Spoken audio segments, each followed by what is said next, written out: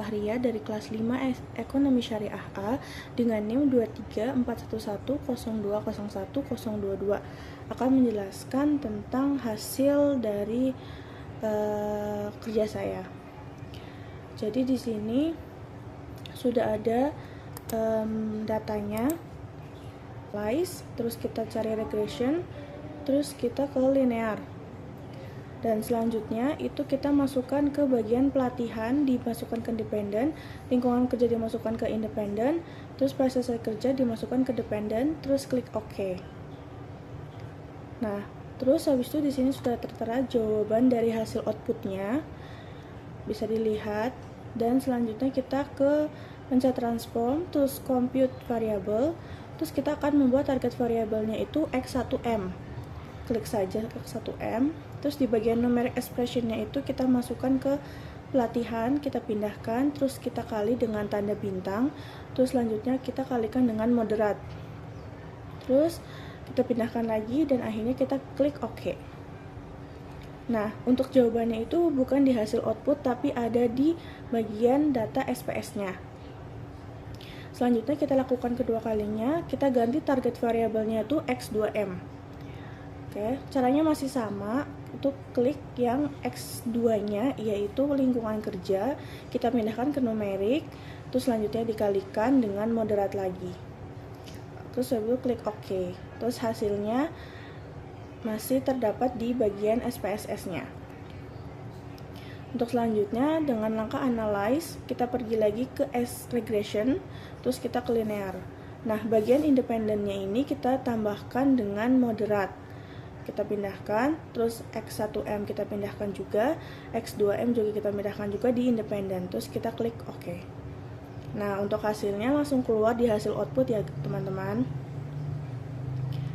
Gitu.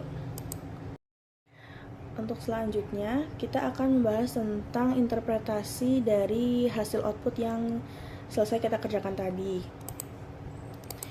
Di sini tertera kita akan membuat persamaan regresi 1 terlebih dahulu. Untuk koefisiennya kita ambil yang di bagian koefisien yang pertama.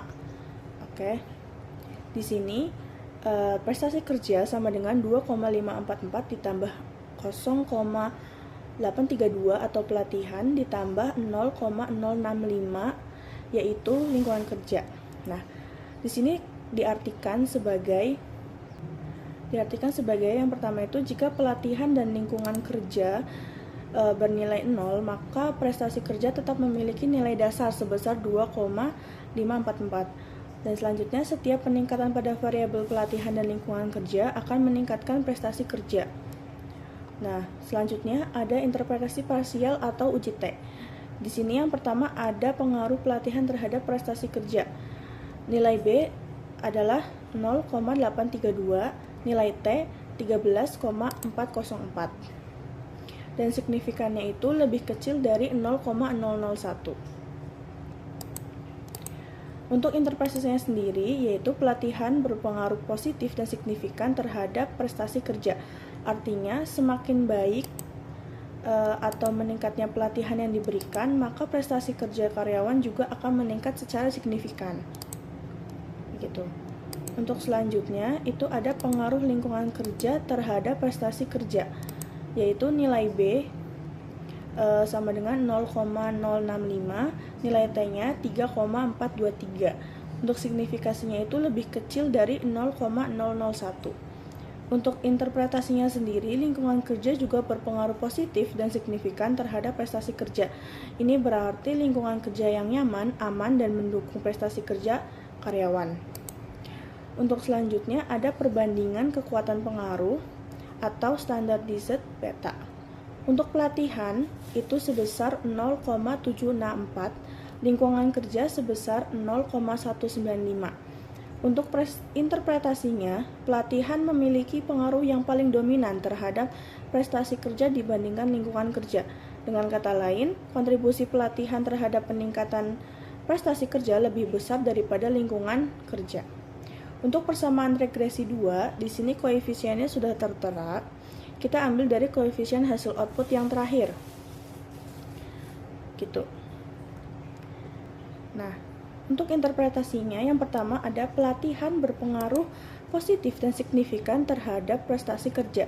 Nilai koefisien pelatihan sebesar B sama dengan 0,798 dengan signifikasi lebih kecil dari 0,001, menunjukkan bahwa peningkatan pelatihan dan meningkatkan prestasi kerja secara nyata. Lingkungan kerja tidak berpengaruh signifikan terhadap prestasi kerja. Koefisien lingkungan kerja bernilai negatif, yaitu negatif 0,015 dengan signifikasi 0,845 atau lebih besar dari 0,05. Sehingga secara parsial lingkungan kerja itu tidak berpengaruh signifikan terhadap prestasi kerja pada model ini. Selanjutnya ada variabel moderator atau M. Tidak berpengaruh langsung terhadap prestasi kerja. Di sini diartikan sebagai nilai signifikasinya itu variabel moderatornya itu sebesar 0,149 atau lebih besar dari 0,05. Artinya variabel moderator ini tidak memoderasi hubungan antara pelatihan dan prestasi kerja